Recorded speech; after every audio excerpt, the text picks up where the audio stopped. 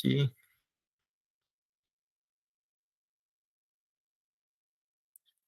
legal. Boa tarde, pessoal.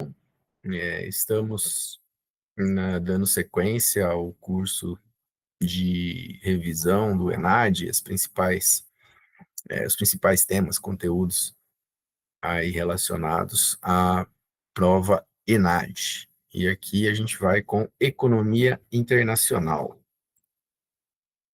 Os tópicos centrais pensados aqui para essa revisão de uma parte aí do que traz a economia internacional, que é o comércio internacional, e aí eu vou tentar passar por outras questões também, para além só do comércio internacional, como câmbio, balanço de pagamentos, se a gente tiver tempo, e também resolver uma questão relacionada a comércio internacional, desenvolvimento econômico. E então, na sequência, comércio internacional, Bretton Woods, que já faço a ressalva, né? Bretton Woods faz parte da área de relações monetárias e financeiras internacionais, né? Então, a gente vai perpassando mais coisas além do comércio. E no que se refere à prova, eu me atentei mais às provas de 2018, 2022, e há questões sobre Bretton Woods nas duas provas. E Bretton Woods não é nada complexo, e Bretton Woods está ligado aí à ascensão do neoliberalismo dos anos 70 e 80. Vamos lá. Bom, de maneira geral, a economia internacional, ela dá conta e busca explicar as relações econômicas entre os países. Essas relações econômicas envolvem o comércio entre os países. Há um regime internacional de comércio que, ao longo dos séculos, ele foi sendo gestado, né, com regras, com instrumentos de política comercial, e aí envolve toda a questão aduaneira, toda a questão que envolve tarifas, e isso está muito premente hoje, sobretudo devido à guerra comercial que vem desde o primeiro governo Trump, e a crise desse regime multilateral de comércio, que tem a OMC como principal órgão multilateral, mas que está em crise, né? Também, não é, busca entender e explicar as relações monetárias e financeiras que estabelecem entre os países, a moeda utilizada pelos países, se há um padrão monetário, e aí, Bretton Woods traz tudo isso, né, congrega tudo isso, no que se refere a um padrão monetário e a importância da questão cambial.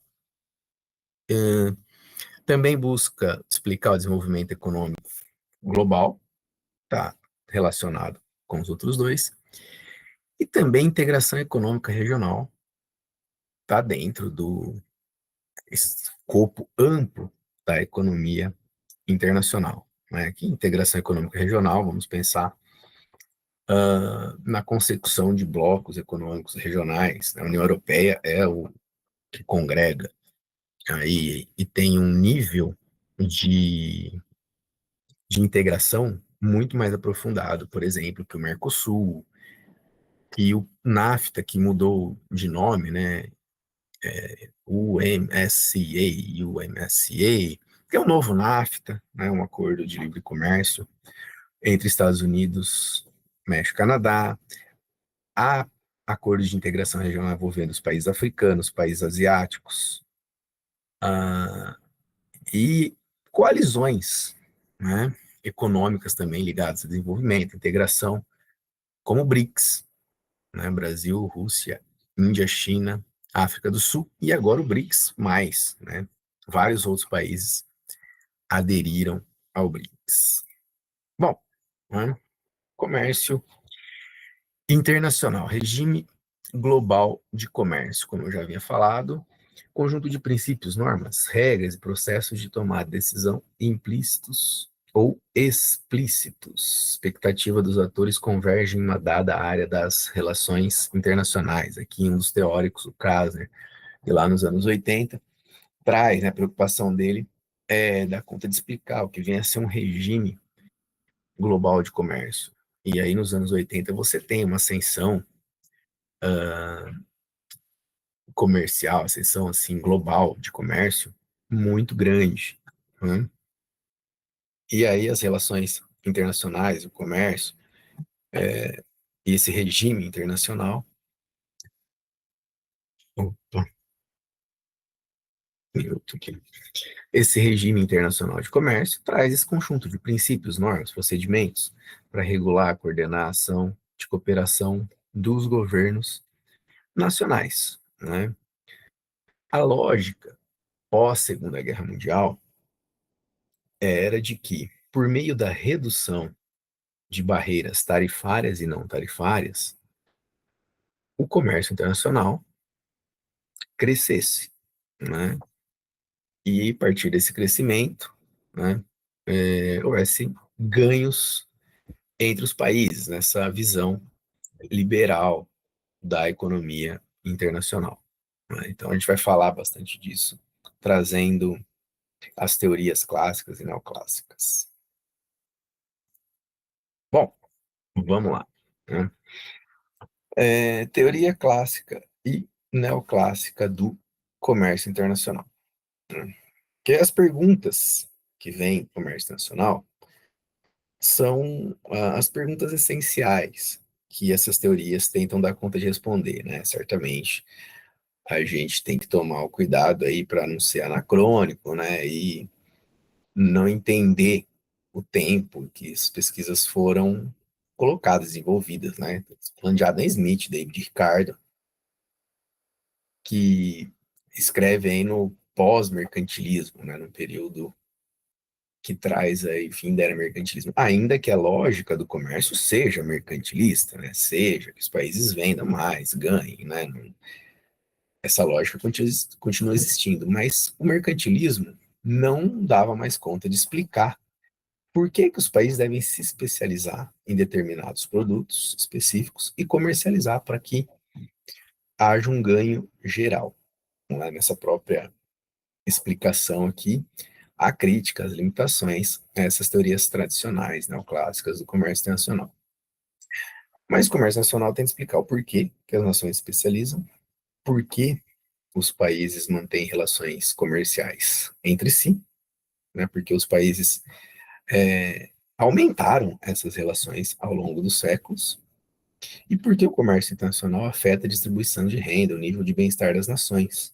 Né? Aqui você tem uma divergência entre escolas de pensamento também.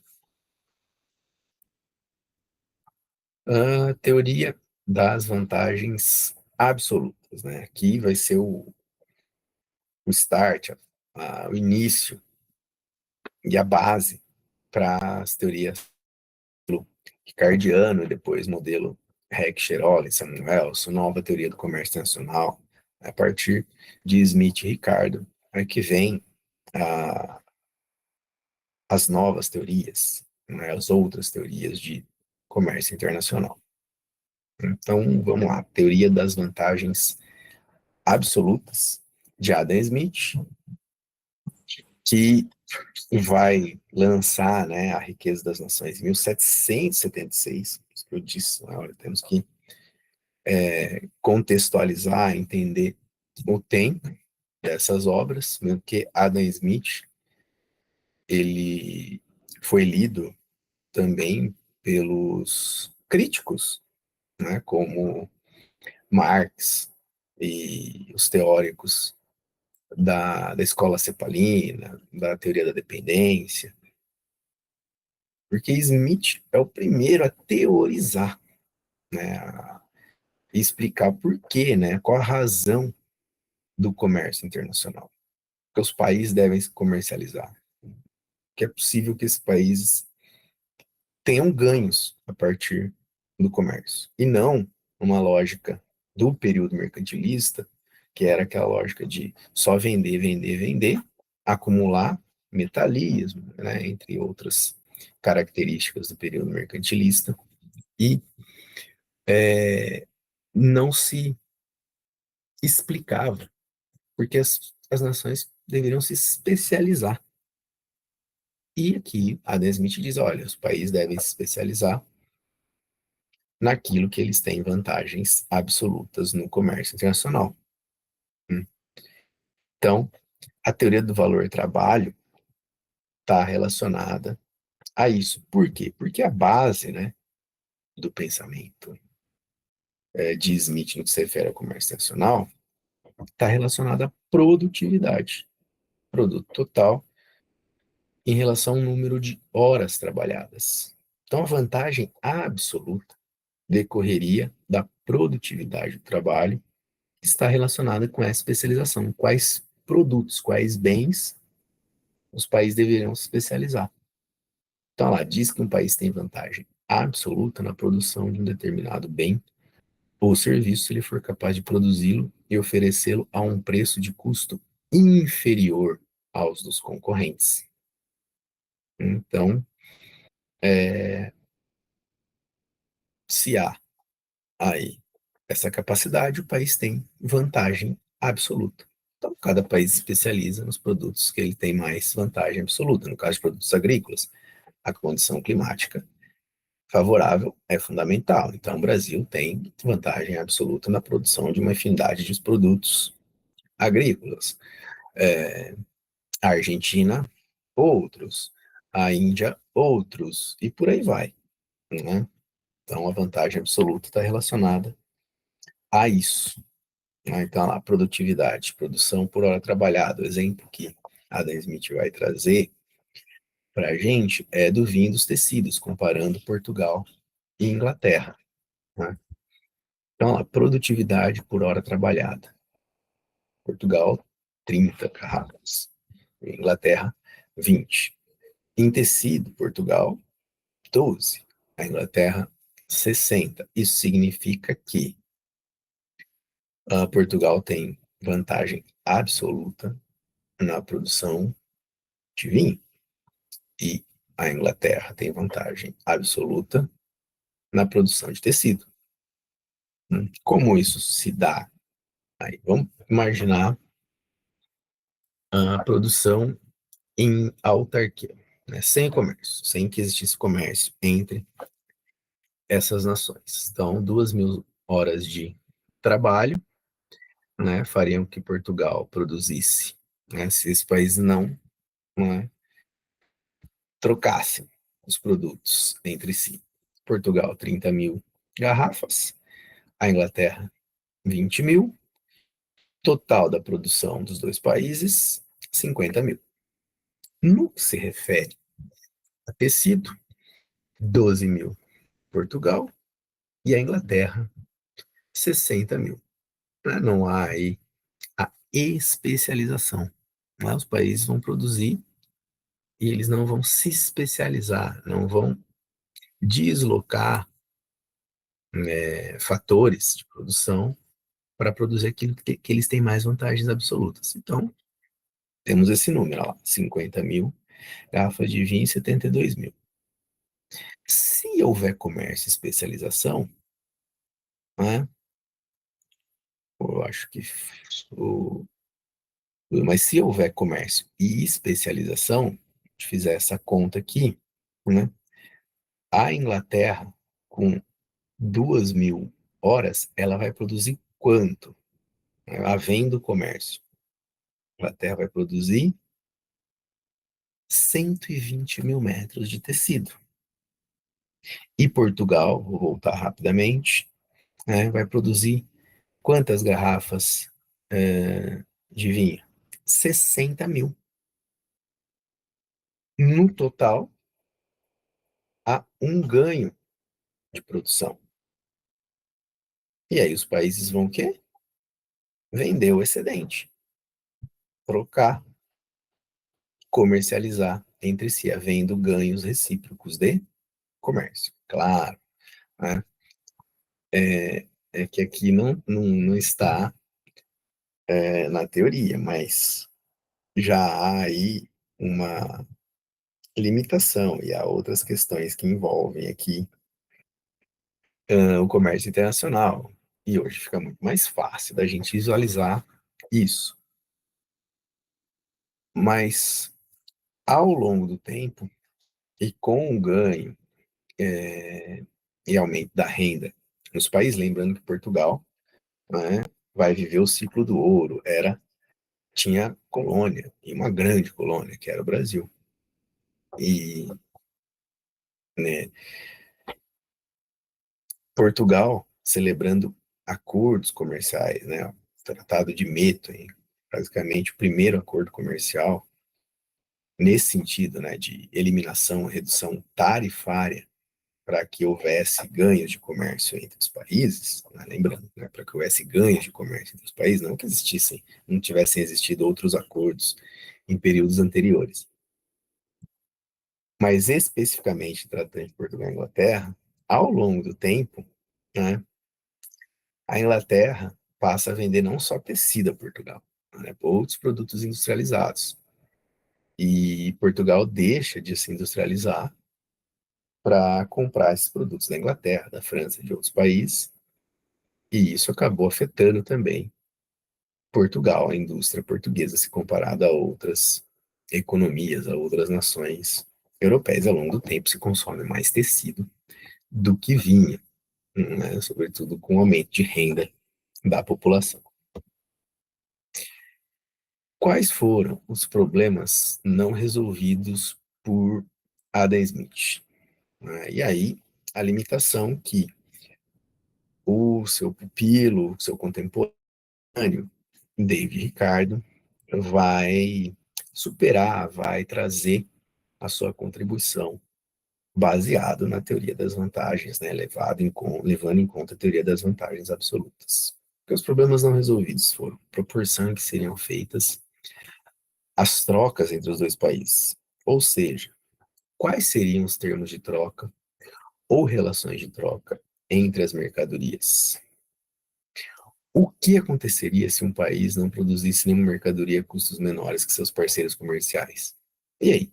O país não tem vantagem absoluta nenhuma. Ele deixa de vender e o outro produz tudo e vende o excedente? É uma limitação aqui em Smith. Ricardo, então, vai refinar a teoria, vai trazer a sua contribuição. Por isso se fala em modelo ricardiano, é comum ter nos livros, nas provas, né, em questões aí, a gente está pensando no ENAD, aí você trazer, olha, as teorias tradicionais, o modelo ricardiano, mas você está pensando em vantagens comparativas. Então, a contribuição principal, fundamental de Ricardo, a teoria do comércio nacional, é o princípio das vantagens comparativas. O importante no interior de uma mesma nação são as diferenças relativas entre as condições de produção dos bens que podem ser definidas a partir do custo de oportunidade. Isso aqui é importante. Sacrificando-se uma unidade de um bem, as duas nações aumentam em proporções diferentes a produção de outro bem. Então, disse que um país tem vantagem comparativa de um bem Y quando, ao abrir mão da produção de um bem X, pode produzir uma quantidade de Y maior do que o outro país que vai fazer a mesma coisa. Então, mesmo que o país tenha vantagens absolutas em 2, 3 produtos que ele comercializa no país A, com o país B que não tem vantagem absoluta nenhuma, ainda assim, ele vai especializar naquilo que ele tem mais vantagem comparativamente ao país B, que A tem vantagem. Ele tem vantagem absoluta em todos. Mas vale a pena especializar naqueles que eles têm mais vantagem. Então, existe essa vantagem comparativa que leva cada nação a especializar-se na produção do bem que ele pode produzir de maneira mais eficiente que a outra. Né? Aqui um exemplo hipotético aqui, né, com o Brasil e Chile, né, mas lá dá para fazer o exemplo também com o vinho, tecido, produtividade, produção por hora trabalhada. Se a gente olha de cara essa tabela, né, você diz, Brasil tem vantagem absoluta na produção de vinho e na produção de tecido. Mas comparativamente, o Brasil deve se especializar na produção daquilo que ele tem mais vantagem, que é a produção de tecidos. Nesse exemplo hipotético, você tem aí, né, no que se refere a vinho, o Brasil tem a produção 2 vezes maior que o Chile, mas em tecido tem a produção 5 vezes maior. Então o comércio é justificado, vale a pena o Brasil se especializar em tecido e o Chile se especializar em vinho, né? Claro, né? Isso aqui é um geral, em linhas gerais da teoria. Então, você tem ali, já adentrando o século XIX, David Ricardo. Bom, saindo dos clássicos e entrando nos neoclássicos, né? O Heckscherolling baseado nas teorias. Então, eles não refutam as teorias, né? Então, baseado na teoria de Smith-Ricardo, no modelo ricardiano, né? Eles trazem ainda mais um refinamento dessa teoria. Lá em 1933, ideias divulgadas pelo sueco Olin e artigo de 1919 do sueco Eli Philip Heckscher, e o teorema conhecido como teorema de Heckscher-Olin, levando em conta o modelo ricardiano. Mas que ainda assim, né, não dava conta de explicar a questão da disponibilidade física dos fatores de produção. Por quê? Smith e Ricardo levam em conta um fator de produção. Qual que é o fator de produção? Trabalho. Né? A produtividade do trabalho. Aqui, a contribuição está na especialização e na utilização para justificar o comércio internacional, naquele bem que requer a utilização mais intensiva do seu fator de produção mais abundante. Mercadoria, o fator for mais abundante. Então, a vantagem comparativa aí está, né, relacionada à disponibilidade física de fatores de produção. Por isso, essa teoria também costuma ser chamada teoria da dotação dos fatores. Ela é até mais conhecida por isso, né? Teoria da dotação dos fatores de produção.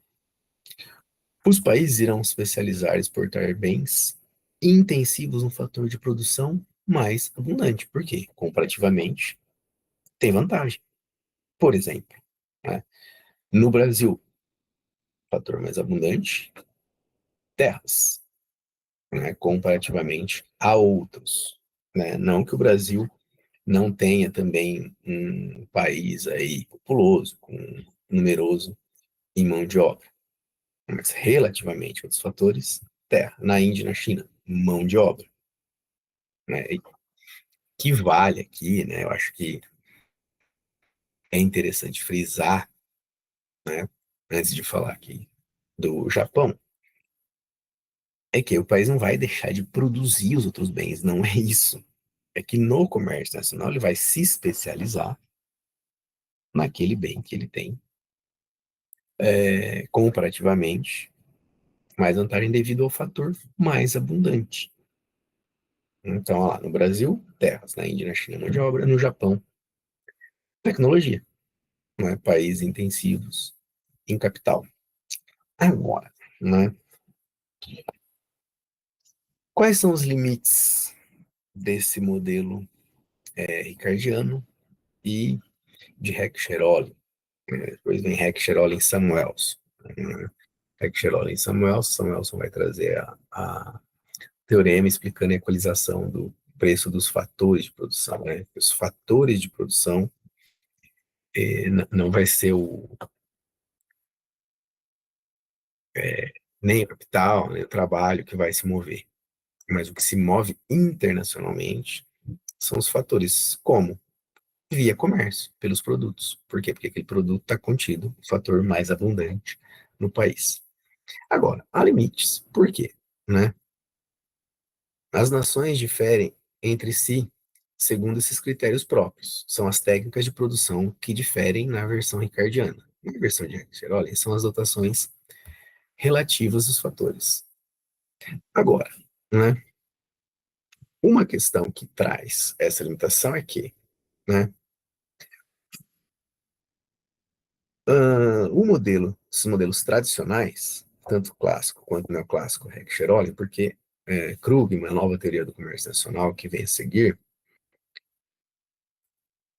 elas vão questionar um pressuposto que é de que há concorrência perfeita no comércio internacional entre esses bens, mas não há. Né? Quando se pega o modelo para se explicar, muitas vezes, ele não se aplica a muitos dos produtos. Na Heck-Cherolem, a dotação é o fator mais abundante.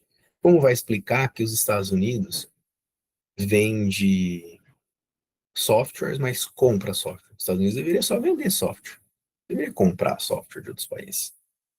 Por quê? Porque é abundante em capital, intensivo em capital. Como se explicaria, né, que França vende carro para a Alemanha vende carro para a França? A limitação está aí. E as explicações vêm com o que se convencionou chamar em nova teoria do comércio internacional.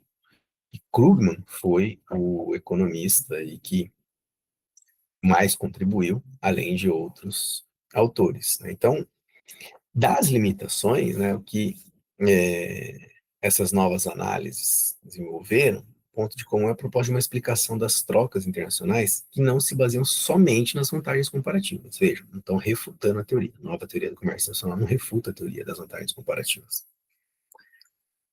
Porém, né, traz uma explicação para além das limitações. Né? Então, entre essas linhas de pesquisa exploradas pelos autores da nova teoria do comércio internacional, as mais importantes são relativas ao papel desempenhado pela tecnologia, diferenciação dos produtos e os rendimentos de escala. Heck-Cherolem e Samuelson partem do pressuposto que as tecnologias são as mesmas. Não, não é óbvio que não. Há diferenciação dos produtos e os rendimentos de escala fazem com que muitas empresas e muitos setores sejam oligopolizados e tenham um grande poder de mercado. E aí entramos em nova teoria do comércio internacional.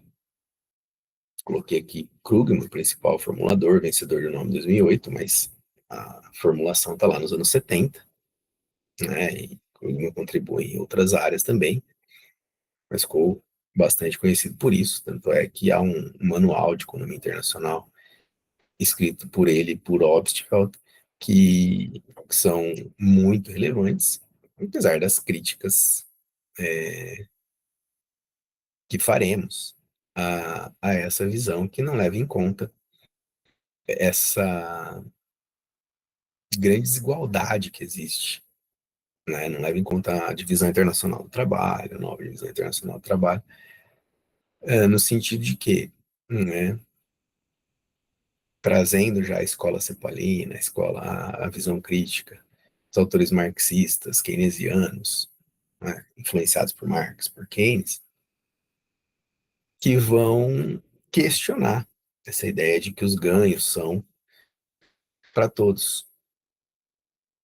Os ganhos não são distribuídos iguais, não são iguais no comércio internacional. E, a, e o questionamento da escola cepalina, também conhecida como escola estruturalista, está no que se refere à desigualdade entre centro e periferia do sistema internacional. Então, o principal formulador aqui, voltando à nova teoria, é Paul Krugman, e também há outros autores relevantes aqui, né, como Elana Helpman, Market Structure and Foreign Trade, de 1985, escreve com Krugman, James Brander e Barbara Spencer, com a obra Export Subsidies and International Market Share Theory, de 1985. E só para mencionar alguns autores, trazendo aqui a partir de Krugman, há aí toda uma escola de há uma, uma gama e uma literatura bastante extensa nessa área. Bom, a teoria neoclássica da concorrência imperfeita quer dizer isso, né? E aqui já há, né, uma grande contribuição, partindo do pressuposto que a concorrência é imperfeita. Logo, as estruturas de mercado são relevantes. Aqui é a grande contribuição da nova teoria do comércio internacional. Por quê? Porque os autores mostram que os retornos crescentes de escala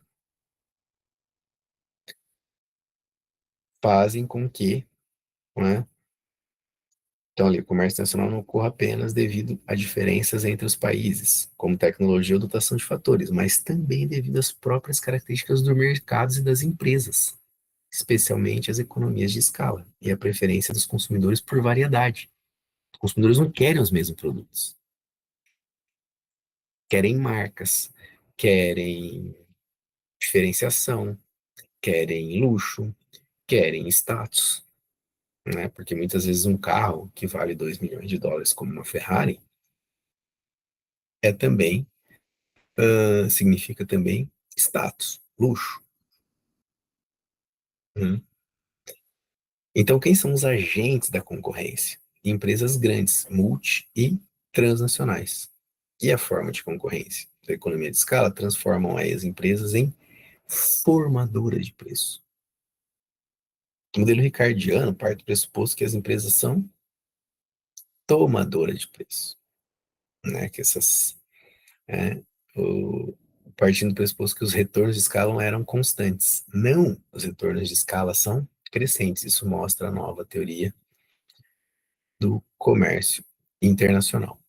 Essa é uma grande diferença e que é importante entender, né, essa relevância da nova teoria do comércio internacional. Bom, a gente fecha aqui essa parte relacionada a teorias clássicas, neoclássica, né, abordagem tradicional e a nova teoria do comércio internacional de forma resumida, para aí trazer uma outra visão de uma outra escola de pensamento que vai questionar esses pressupostos do modelo ricardiano, Heck-Cherolli, da nova teoria do comércio internacional. Não é? Porque o questionamento está nessa distribuição dos frutos do avanço técnico na divisão internacional do trabalho. Hum? Essa questão passa ao largo dos clássicos e dos neoclássicos. E aí a tese Prebisch-Singer da deterioração dos termos de troca é fundamental. Uma visão crítica, né? Autores aí marxistas, também adeptos do keynesianismo. Mas a questão e o foco aqui é entender o que vem a ser essa deterioração dos termos de troca.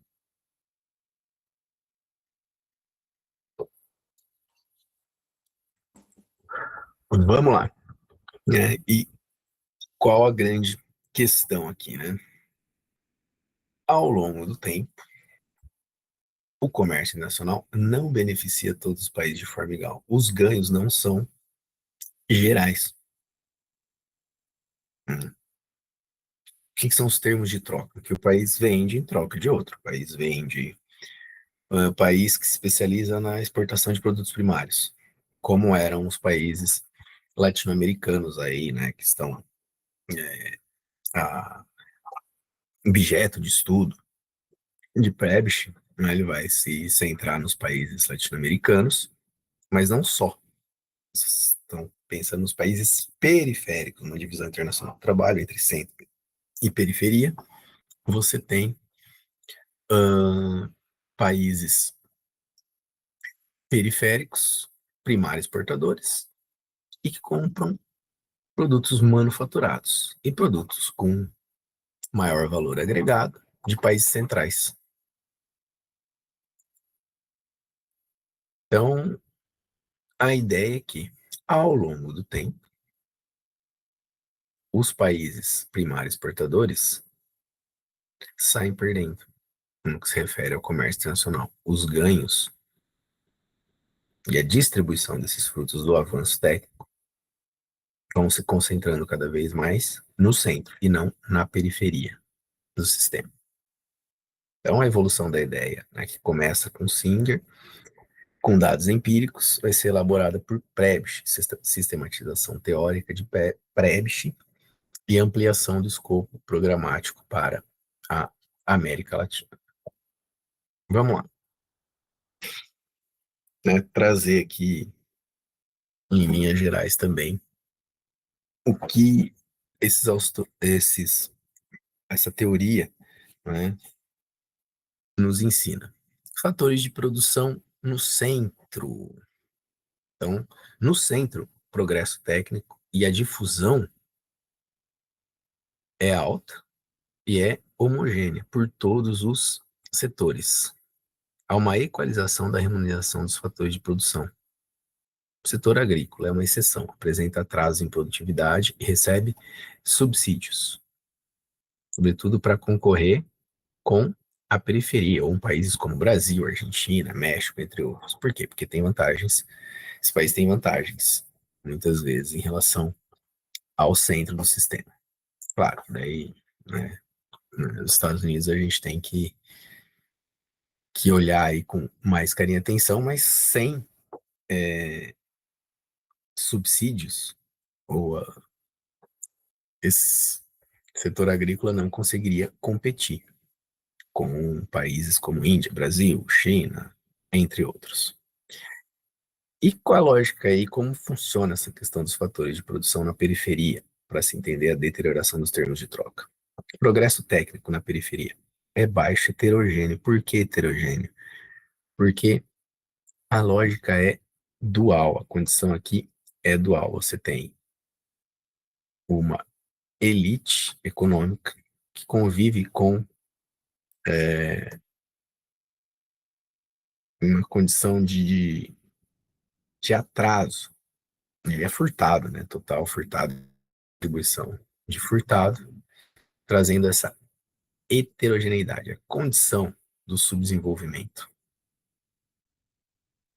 E essa condição cria enclaves modernos e extrovertidos.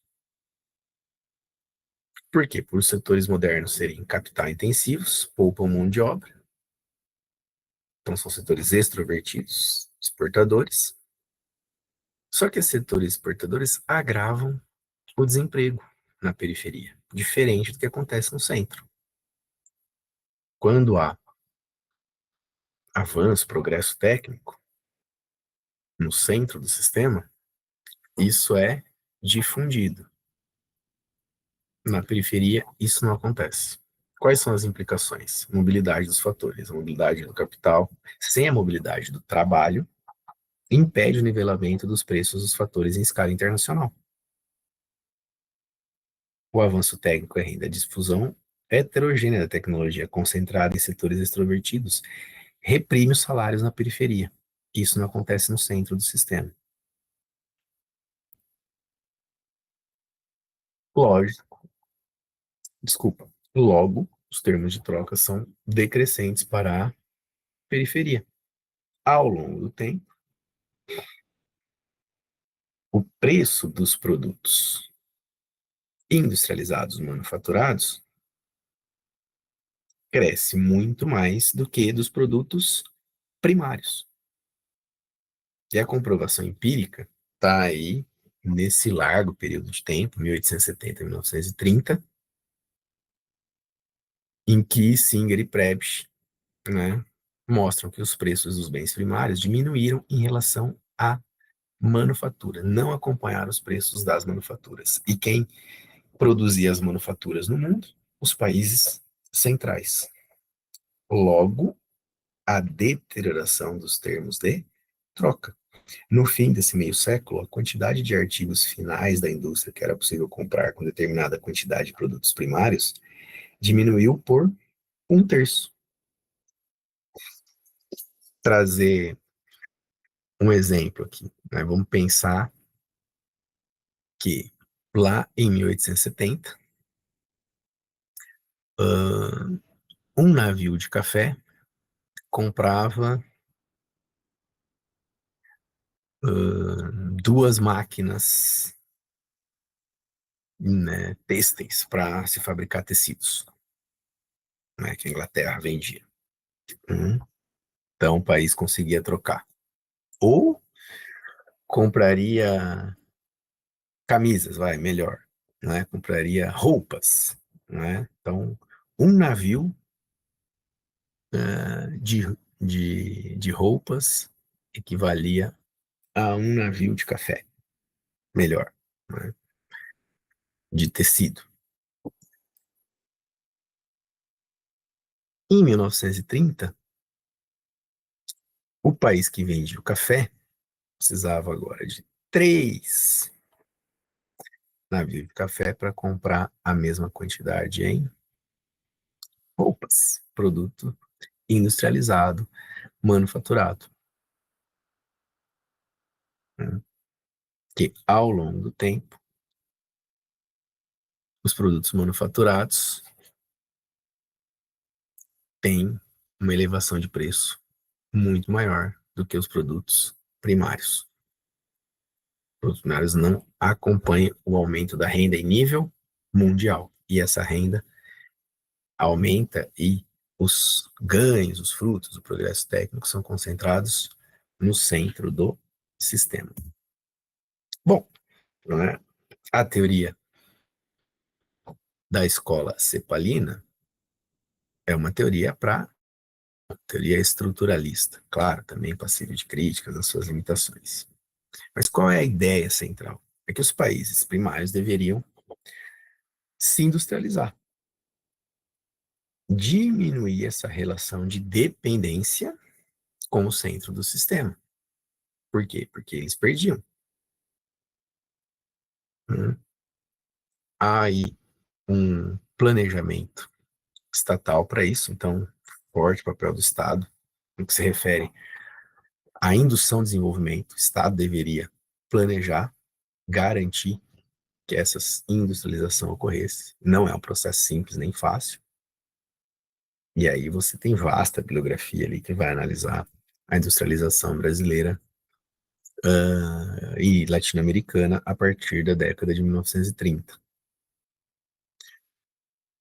Convidar o capital estrangeiro para investir, porque não era suficiente o capital nacional.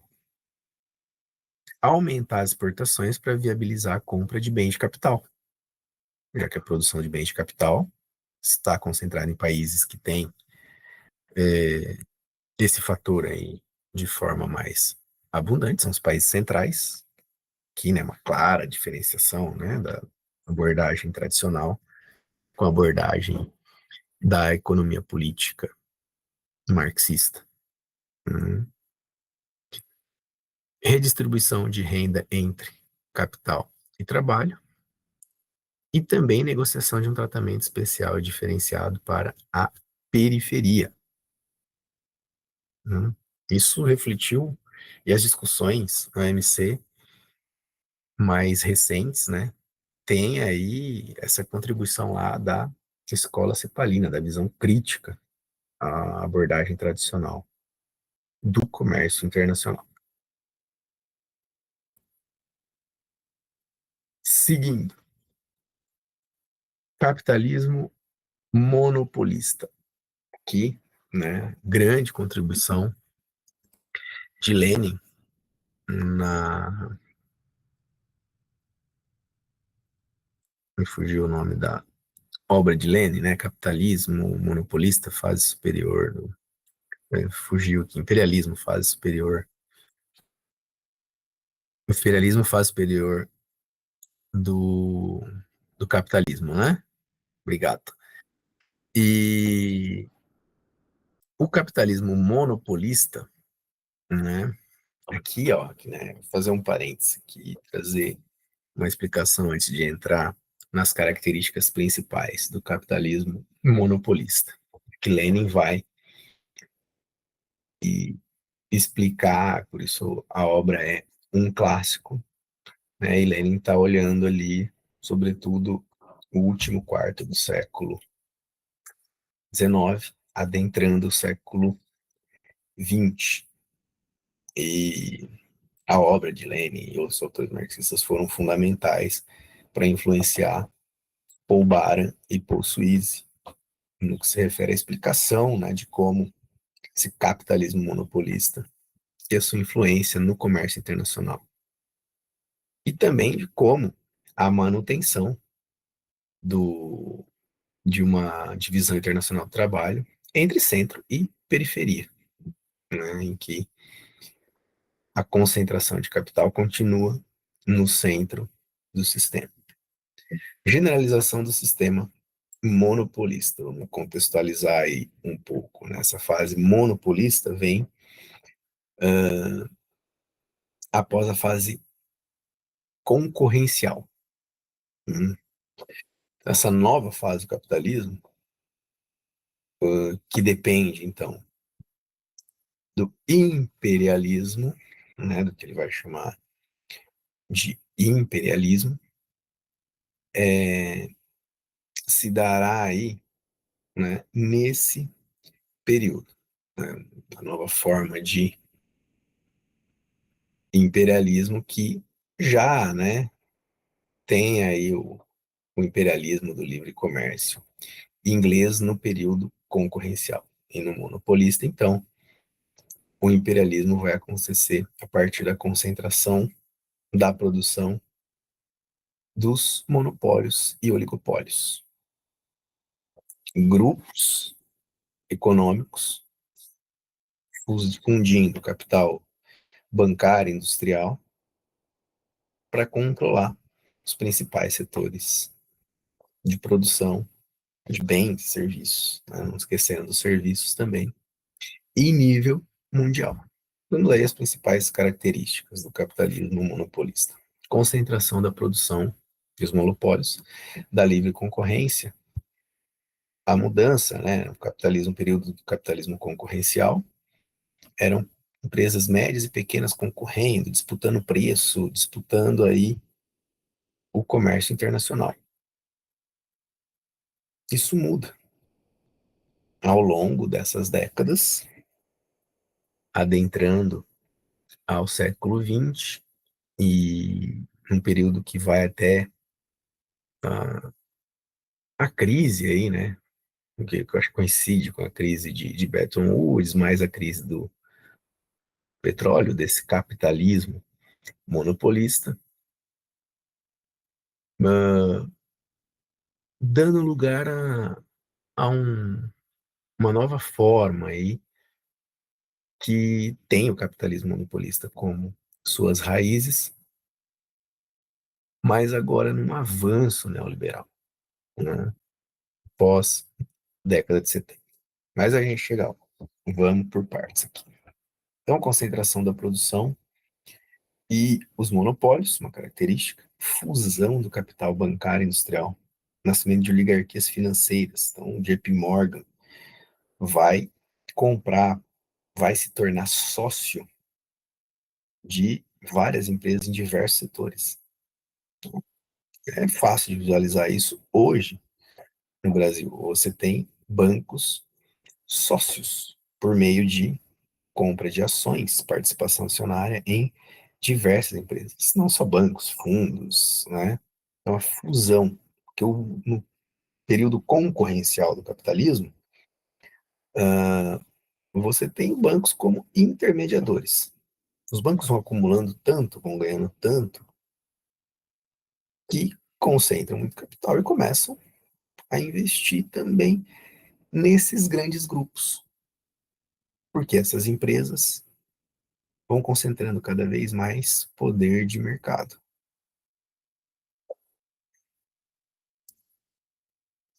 Mais uma característica: exportação de capitais, não só de mercadorias.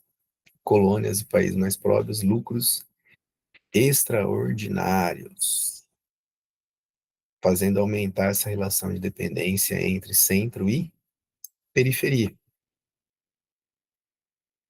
Aqui, né, lógico que não ali né, no período em que Lenin escreve, mas sobretudo no pós-Segunda Guerra, é a expansão das multinacionais, que dominam os principais setores, sobretudo os setores intensivos em capital, monopolizando setores, oligopolizando setores, né?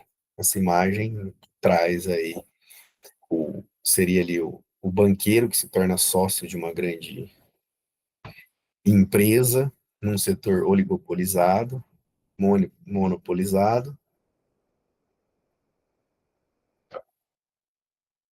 né?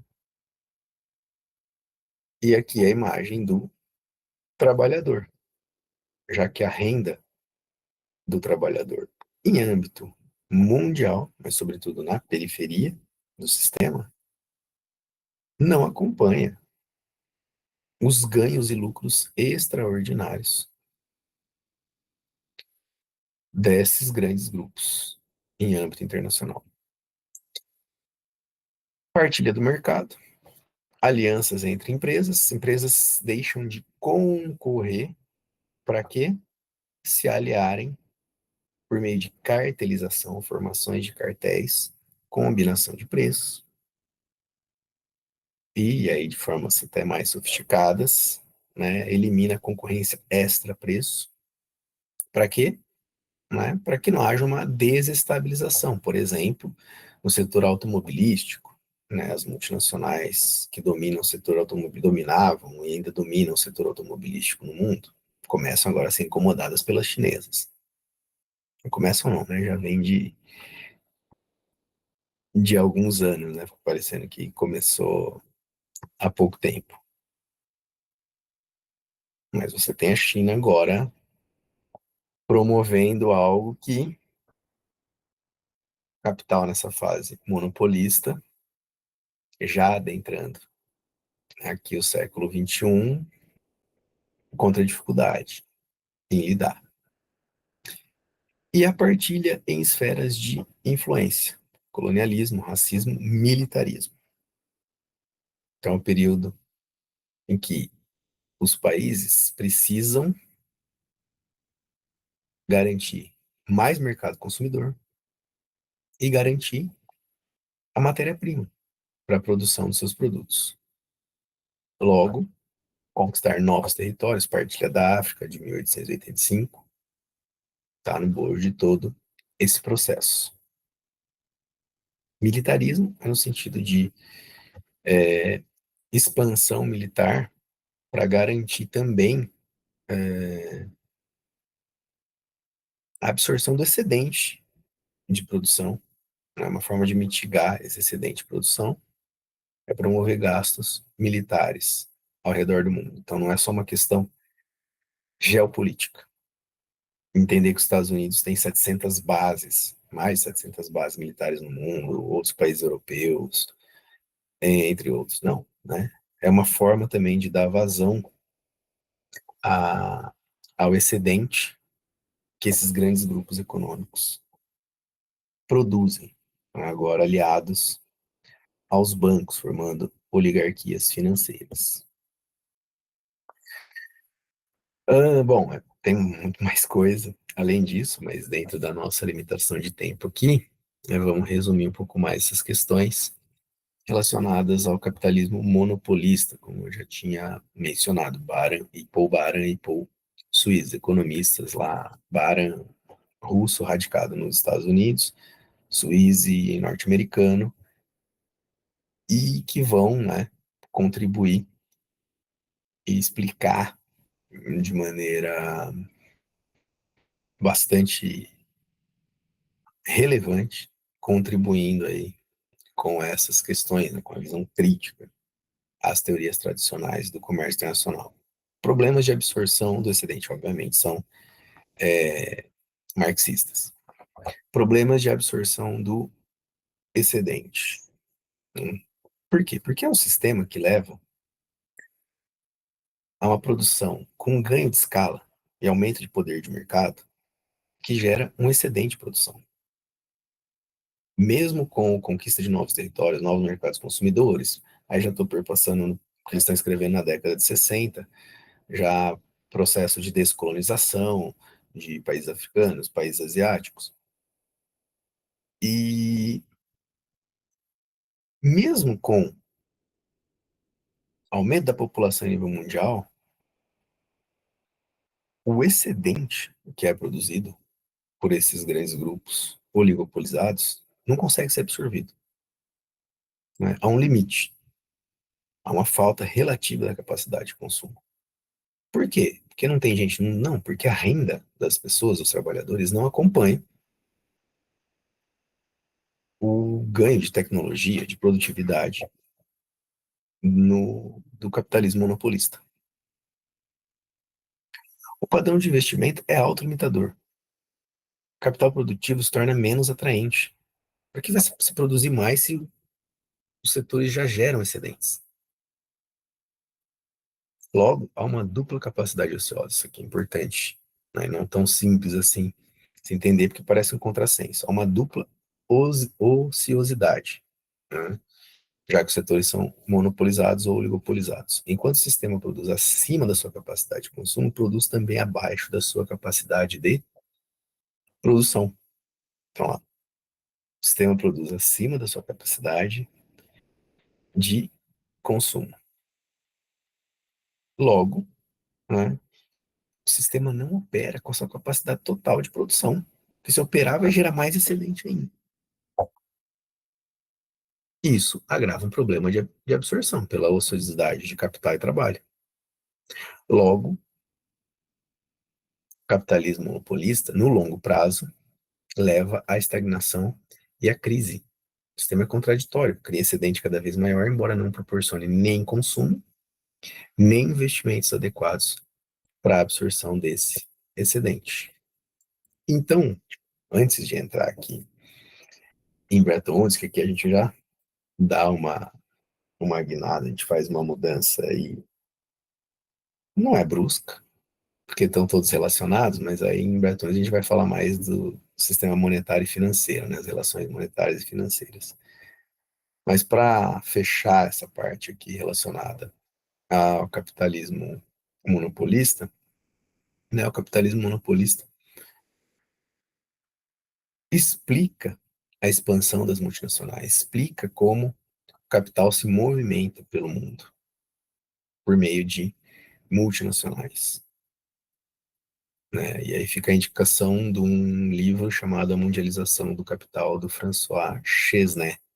Capta muito bem isso, essa relação entre capital financeiro e produtivo, já que parte, e a concentração é tão grande, os lucros são tão altos desses grupos, que parte não é reinvestida no capital produtivo, e sim em meios de você tentar amenizar, diminuir esse problema de absorção.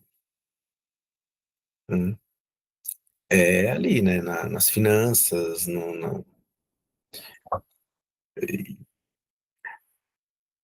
que se refere ao capital especulativo e tudo mais, que a gente não vai ter tempo de aprofundar muito mais nisso. Mas é nesse sentido. Né? E isso ajuda a explicar bastante coisa. Hoje, mesmo com ainda novas mudanças, novas características que vêm num período pós-crise dos anos 70, que é a grande crise do capitalismo monopolista e com os choques do petróleo. Né? O próprio sistema, porque o choque do petróleo é promovido pela OPEP. Então, o setor oligopolizado lá dos anos 70, né, ainda é de produção de petróleo, mas num período em que a dependência de petróleo no mundo era muito maior que hoje. Ainda assim é a principal matriz energética, né? Mas era muito mais utilizada, né? Não existia aí outras formas, outros meios que garantissem nem discussões relacionadas à transição energética, né? Estava começando em transição energética, essas discussões são muito mais recentes, né? Hoje o mundo tem outras maneiras, aí encontra outras formas, como energia solar, entre outras. Bom, Aqui tem gente, tem mais gente assistindo aqui, só estamos nós, como estamos?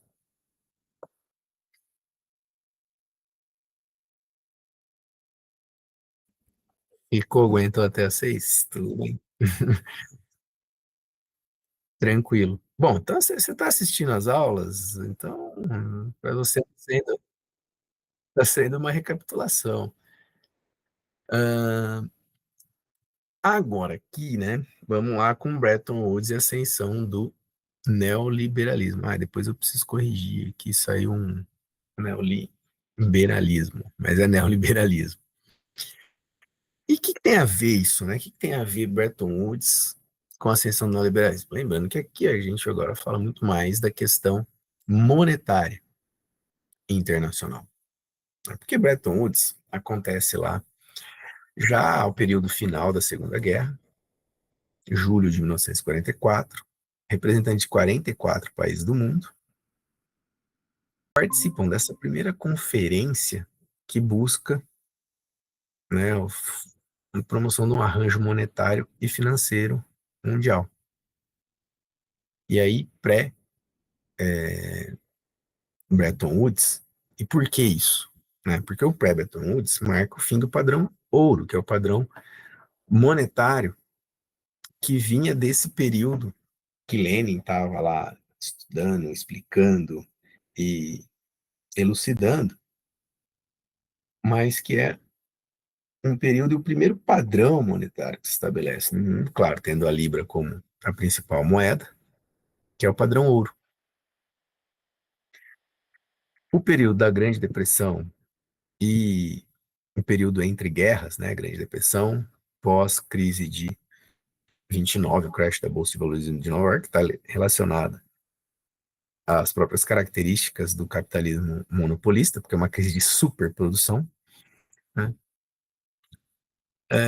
Esse aumento fazem com que o padrão monetário e financeiro internacional do mundo, né, praticamente deixe de existir, né? Então, o objetivo central de Bretton Woods é o reordenamento monetário para trazer condições de equilíbrio do sistema e um estímulo ao livre comércio e também produção da redução do protecionismo, que havia o avanço do liberalismo econômico, que vai culminar lá na Primeira Guerra Mundial. Né? Claro, não é, estou dizendo que essa é a questão central, mas o choque em imperialismos é uma das questões centrais que vão justificar a Primeira Guerra. E a partir disso, os países se tornam mais protecionistas. Né? E uma das questões centrais de Bretton Woods é ter aí um arranjo monetário e financeiro que marca também a vitória da proposta americana em relação à proposta britânica, né, um embate entre White e Keynes, né, Keynes sai derrotado, Keynes propõe a criação de uma nova moeda internacional, Bancor. Os Estados Unidos conseguem impor as sua vontade, Estados Unidos, que saem muito fortalecidos da Segunda Guerra Mundial. Lembrando que a Europa vai, é, boa parte da Europa é destruída e a Europa vai se reconstruir, né? O país que sai como um grande credor que garantiu aí ao lado dos vencedores da Segunda Guerra são os Estados Unidos, né? Mas trazendo aí, além dessa contextualização, né, questões práticas que vêm de Bretton Woods, né, um padrão que se estabelece, que é o padrão ouro-dólar, né? Significa que haveria aí ah, essa, me fugiu a palavra aqui, Deus, é uma mobilidade, haveria conversibilidade, né? 35 dólares por onça Troy de ouro, que dá 31, os Estados Unidos garantia essa conversibilidade. Então, os países deveriam fixar suas moedas em ouro ou em uma moeda conversível, o dólar. né, dólar sai fortalecido, moeda de curso internacional até hoje. Que vale frisar aqui, né?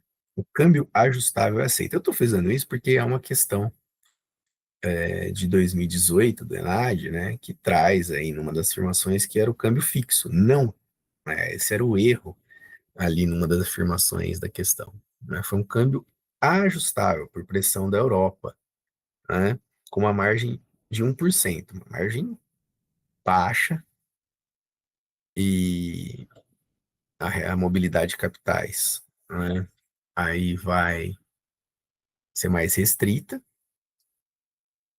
e a ideia era essa, né, que os Estados Unidos garantisse isso se torna um grande problema nos Estados Unidos, né, não é fácil garantir, e essa liquidez mundial. Ao mesmo tempo, os Estados Unidos só se fortalece, sendo o grande vitorioso, tendo o dólar como a principal moeda que vai garantir que as transações, relações econômicas entre os países aconteçam, né? Para além disso, né, você tem o FMI, sai lá de Bretton Woods, Fundo Monetário Internacional, né, com os direitos de saques totais aí dos países, 8,8 bi, 2,75 bilhões aos Estados Unidos, mais uma vitória de White, né, tá aqui. Mas o que fica aqui para a gente, o que é importante frisar, é que Bretton Woods faz nascer um sistema em que você tem os países do campo capitalista ocidental numa ordem internacional bipolar, né, de um lado Estados Unidos, a superpotência, do outro a União Soviética, e que esse sistema é liderado pelos Estados Unidos. A hegemonia econômica são os Estados Unidos. E que vão encontrar dificuldade ao longo dos anos seguintes, né, das décadas seguintes, para garantir que esse padrão sobreviva, garantir a conversibilidade. E aqui já avançando, né? Isso aqui tem, né? O livro que trata de forma muito importante e que explica muito bem todo o processo chama Globalização do Capital, do Barry Eichengreen. Né? E vai trazer a explicação desde a primeiro padrão monetário, padrão ouro, depois passando para o padrão ouro-dólar, dólar-ouro. Né? Vocês podem encontrar como ouro-dólar ou dólar-ouro, que é o padrão que se estabelece em Bretton Woods e que vai vigorar até 1971. Né? E por quê? Né? O que, que acontece? Porque em 1971 os Estados Unidos deixam de garantir essa conversibilidade lá em ouro. Né? Há diversas questões e as principais. Né? Falar um pouquinho de cada uma delas aqui. Uma, né? Ascensão dos parceiros concorrentes. Alemanha e Japão, mais adaptado às mudanças tecnológicas que vão acontecer ao longo dessas décadas. A Europa crescia mais do que os Estados Unidos, então absorvia cada vez mais dólares, e os Estados Unidos não eram obrigados a desvalorizar sua moeda para conter a inflação, que acontecia. Logo, né, aqui tem uma questão que envolve câmbio muito relevante, a ascensão dos países periféricos, exigindo cada vez maior liquidez dos Estados Unidos está em guerra no Vietnã, está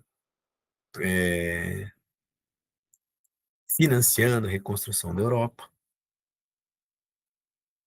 aumentando cada vez mais seu déficit, e começa a haver uma crise de confiança no dólar. As transações correntes não revertiam o déficit no balanço de pagamentos dos Estados Unidos, né? Então, a balança comercial dos Estados Unidos, balança de serviços, não garantia a entrada de dólares que era necessária no país. Né?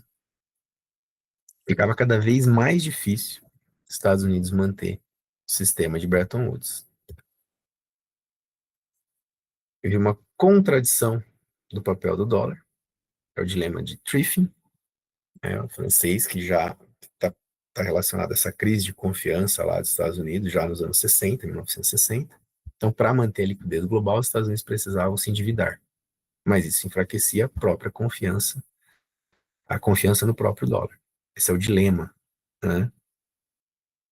Os déficits externos crescentes, falei anteriormente, e a ascensão desses parceiros acabou repetindo um pouco o slide anterior, né? E a ascensão dos países periféricos, que já tem uma indústria fortalecida, né, nada que superasse ainda a lógica sempre, né, a nova divisão internacional do trabalho, né, nada disso, mas exigiam cada vez maior liquidez, que os Estados Unidos não vão dar conta de garantir. Em 1971, Nixon suspende a convertibilidade. Não há mais convertibilidade, não há aí mais o lastro encerrando o padrão dólar-ouro. E em 1973, o sistema migra para o câmbio flutuante aqui, né? Relevante. Fica aí a, a indicação de que é importante entender os regimes cambiais, né? Os diferentes regimes cambiais. Era um regime cambial administrado ali, né? Não era de paridade fixa, o sistema de Bretton Woods, porque havia uma banda cambial de 1%. Né? Agora, no câmbio flutuante, né, é diferente. É um outro regime de câmbio, e que é um regime que prevalece até hoje, né, pensando aí nos países desse bloco ocidental, no contexto da Guerra Fria.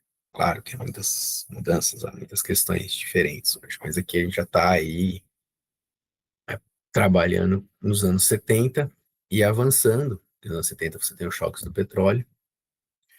E essa crise, né, que abarca tudo que falamos aqui, né, as características do capitalismo monopolista, ela vai encontrar em duas figuras políticas bastante relevantes, Ronald Reagan e Margaret Thatcher, né, um, uma resposta à crise do próprio sistema capitalista. E a resposta está na promoção do ideário não liberal. Logo, crise do keynesianismo. O keynesianismo, né, mesmo que ele, né, não vão confundir as coisas, o keynesianismo foi muito influente, muito importante, desde os anos 30, que é, né, deixando bem claro, né, a questão de Bretton Woods é uma questão que envolve uma derrota no que se refere ao rearranjo do sistema monetário. Isso significa que Keynes não tenha que Keynes tenha perdido a relevância, mas aqui claramente, né, a crise aí do keynesianismo e a ascensão de figuras neoliberais em potências econômicas, uma daí da superpotência, outra da potência mundial, a Inglaterra. Então, menor intervenção estatal, privatização do patrimônio público, abertura comercial, menor compromisso com a proteção social, né? O estado de bem-estar social fundamental no pós-Segunda Guerra Mundial, né, vai perder força. Vamos lá, quais eram as principais políticas? Elevação da taxa de juros, redução de impostos sobre altos rendimentos. Elevação da taxa de juros nos Estados Unidos, fim dos anos 70, faz e cria graves problemas estruturais nos países latino-americanos, não só, né, em outros países, mas sobretudo nos países latino-americanos, né, num movimento que ficou conhecido como crise da dívida da América Latina, lá de 1982, porque os países adquiriram dívida junto a instituições financeiras dos Estados Unidos, Inglaterra e outros, mas sobretudo os Estados Unidos, em taxa de juros variáveis, né? Dívidas aí de longo prazo, taxas variáveis. Isso reflete no aumento ao longo dos anos, lá nos anos 80, da dívida externa. Questão de renegociação, mas não é o foco aqui da gente. Vamos lá. Elevação da taxa de juros, redução de impostos sobre altos rendimentos, eliminação do controle sobre fluxos financeiros, corte nos gastos sociais, enfraquecimento dos sindicatos, programa amplo de privatizações. Reagan, corte dos impostos aos mais ricos, corte dos gastos sociais, aumento dos gastos militares, desregulamentação financeira, uma política cambial tendo o dólar ainda muito forte.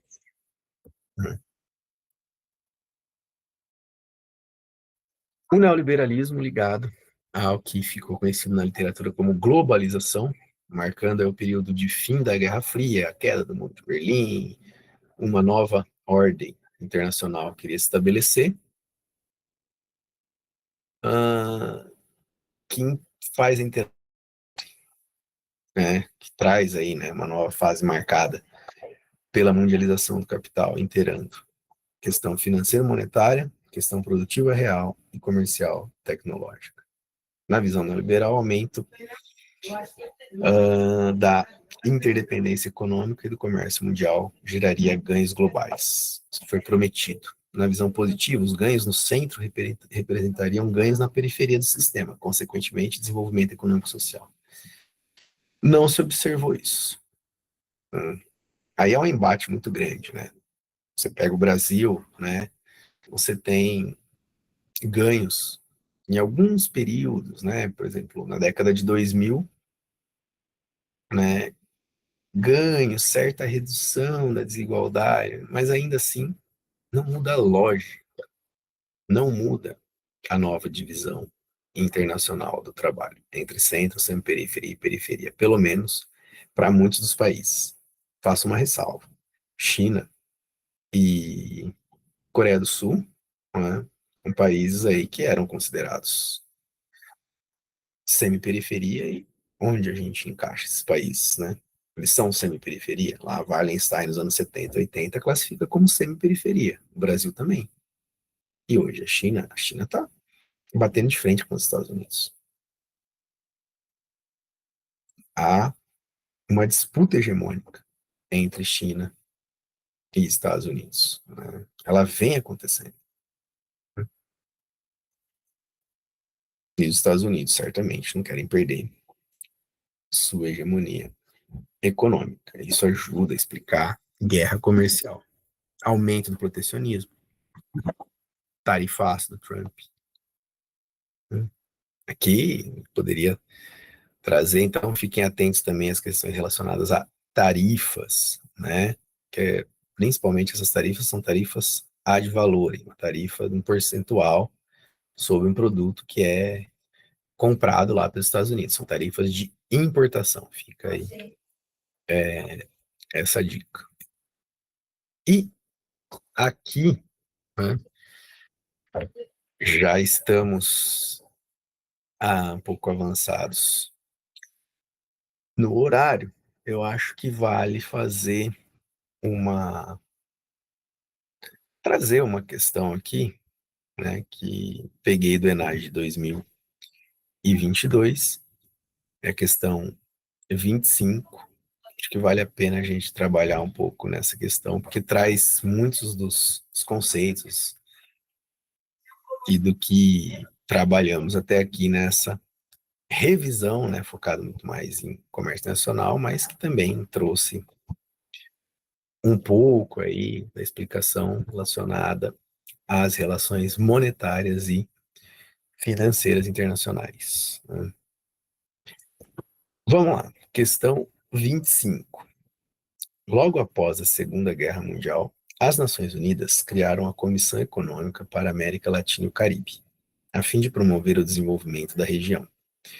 Foi nesse contexto que Raul Prebisch, presidente do Banco Central da Argentina, a partir do final dos anos 40, contribuiu com uma nova abordagem analítica. Então, lá, tirada aí da obra Desenvolvimento Econômico, uma perspectiva brasileira, de 2012, e adaptada, né? Então vem aí enunciado, né? Tem essa parte introdutória da questão enunciada a respeito do desenvolvimento da América Latina na perspectiva do pensamento cepalino, escola estruturalista, assinale a opção correta. Vamos lá. A. Os países latino-americanos, para alcançarem um novo patamar de desenvolvimento, deveriam promover investimentos em áreas essenciais tais como infraestrutura, saúde, educação e saneamento, com fontes privadas e públicas de recursos. Não, não é? Eles, né, esse novo patamar deveriam promover investimentos na saúde, educação? Não, fontes públicas de recursos. O Estado indutor de desenvolvimento, né? O erro está aqui. B. O entrave para as economias periféricas baseava-se na ausência de fontes de financiamento de investimentos para a diversificação do setor exportador, o que levou os países da América Latina a dependerem da exploração de suas vantagens comparativas. Não, né? A ideia nem é essa, né? Por quê? Porque as próprias vantagens comparativas nos levaram à deterioração dos termos de troca, né? Porque comparativamente temos vantagens e tínhamos, né? E ainda temos em produção de bens primários. Logo, né, na perspectiva do pensamento cepalino, está incorreto. Os países da América Latina, para atingirem um nível desejável de desenvolvimento, deveriam se especializar na produção para exportação de produtos que lhes propiciassem vantagens comparativas relativas. Não dessa forma atingirem a renda advinda, não, né? Nada a ver, né? É o contrário. O atraso no desenvolvimento dos países latino-americanos ocorria devido a uma estrutura social tradicional retrógrada. Não o atraso no desenvolvimento dos países. Não, né? A ideia de que o atraso. Não, o atraso da própria estrutura do sistema, dividida entre centro e periferia. Não é a ideia de que você tem uma sociedade retrógrada. Não, você tem sociedade com características de atraso no que se refere a desenvolvimento econômico, né? Um setor atrasado, convivendo com um setor extrovertido, que é o setor que vai acumular capital, mas que é essa própria estrutura faz com que se deva superar essa condição. Lembrando, né, o subdesenvolvimento, e aí Furtado, Prebisch, entre outros, vão dizer, olha, né, o subdesenvolvimento não é uma etapa do desenvolvimento, é a condição, né, dentro daquela lógica estrutural, uma lógica dual, que também vai ser criticada por outros marxistas e outros autores da teoria da dependência. Mas o erro está aqui, né, lá, o atraso. Os países latinos ocorria devido a uma estrutura social tradicional e retrógrada que desestimulava novos investimentos. Não. Que retardou o processo de industrialização dessas economias e postergou o alcance de um novo patamar de desenvolvimento. Hum, não é isso. Né? O erro está ali. E aí, por exclusão, é correto. O subdesenvolvimento dos países latino-americanos derivava da deterioração dos termos de troca. Sim, pois dependiam da exportação de poucos produtos aos países envolvidos. Assim, o desenvolvimento da América Latina estava sujeito ao crescimento da renda externa, bem como as importações de máquinas e de produtos industriais. Sim, correto, alternativa E. Deixa eu apertar aqui. Voltamos. Guilherme Rafael Freitas está aqui conosco também. E antes de finalizar, eu acho que vale a pena, né? Eu vou trazer brevemente e vou indicar aqui que vocês se atentem bastante. Ou estou saindo aqui da câmera, gente. Eu só não estava me vendo.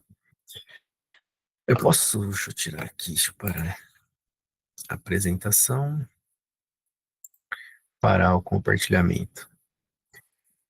E eu acho que o que vale bastante, né, para além de todas os conceitos essenciais e tudo mais, né, é se atentar aos enunciados aí na prova As provas estão cada vez trazem cada vez menos aquelas pegadinhas, uma palavra, né? Você tem que ter o entendimento do todo dessa relação que envolve comércio, relação monetária, financeira, e para o comércio internacional pós anos 80, que pela questão da limitação do tempo, há mudanças relacionadas a cadeias globais de valor, que está relacionada à própria ascensão neoliberal, né, pós anos 70. Então, fica a dica aí, cadeias globais de valor são relevantes, as questões relacionadas às tarifas, né, eu tenho um palpite que deve cair alguma questão relacionada a essas tarifas, a questão tarifaça, a guerra comercial China e Estados Unidos aumenta as tarifas para quê? Para tentar atingir a China. Os Estados Unidos já elegeu a China como a sua rival, né? Tá entendendo a China como um país que quer, né, ou é o inimigo a ser combatido no que se refere à disputa hegemônica, né? Tem isso muito claro, ele é hegemonia, ele precisa se manter como hegemonia. Além disso, câmbio é muito relevante, né? Definição do câmbio, qual a relação do câmbio com o comércio, né? Câmbio valorizado favorece exportações. Desculpa, câmbio valorizado favorece importações e desfavorece exportações. Né? O nosso câmbio está desvalorizado hoje do Brasil, 5,35, 5,40. Estava 5,35 ontem. É um câmbio que favorece as exportações do país. E até uma forma de, né, protecionismo para diversos setores. Câmbio desvalorizado, porque também desfavorece as importações, elas se tornam mais caras.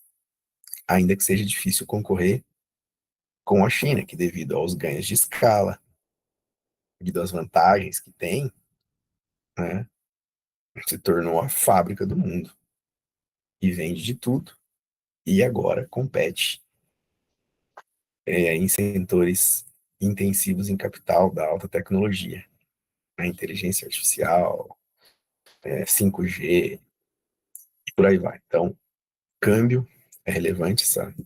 Entender os regimes cambiais, fixo, flutuante, né?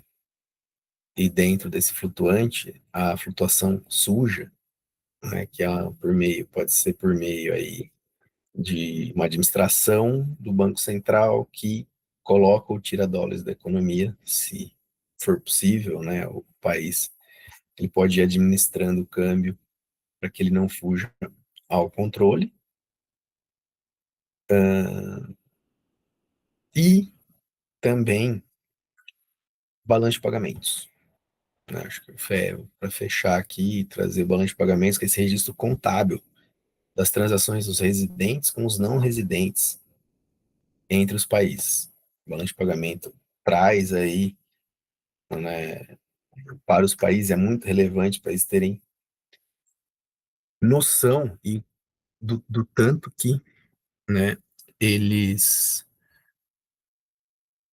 vendem e compram do mundo, mas não só isso. Por quê? Porque o balanço de pagamentos é muito mais do que a balança comercial. É o registro contábil de tudo, dos investimentos.